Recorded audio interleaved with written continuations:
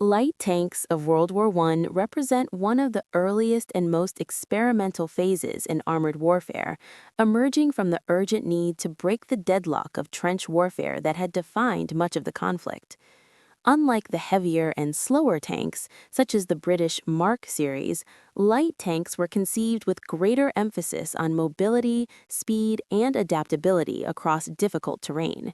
Their development accelerated particularly toward the later years of the war, when military engineers began to recognize that smaller, more agile vehicles could complement heavy tanks by performing reconnaissance, infantry support, and rapid exploitation roles.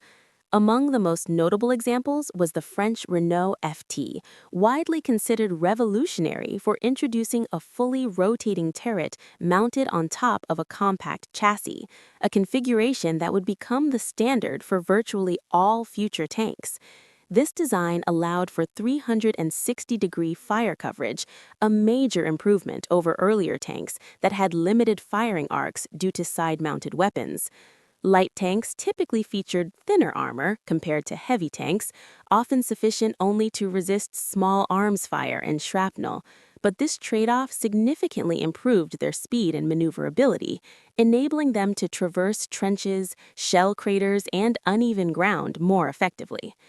Technically, these vehicles were relatively simple but innovative for their time, often powered by modest gasoline engines and operated by small crews, sometimes as few as two people, a driver and a gunner/commander.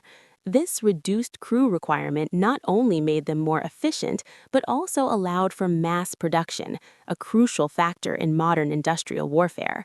The Renault FT, for instance, was produced in large numbers and influenced tank designs worldwide for decades. Other nations experimented with similar concepts.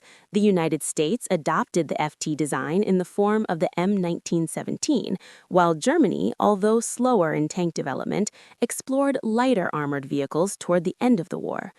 One interesting curiosity is that many early light tanks lacked sophisticated communication systems, forcing crews to rely on visual signals, flags, or even carrier pigeons to coordinate movements, which often led to confusion on the battlefield.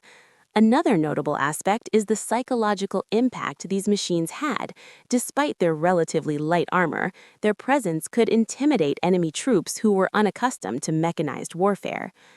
From an engineering perspective, light tanks introduced key innovations such as improved suspension systems to handle rough terrain and more efficient weight distribution, which enhanced stability and reduced the likelihood of becoming stuck.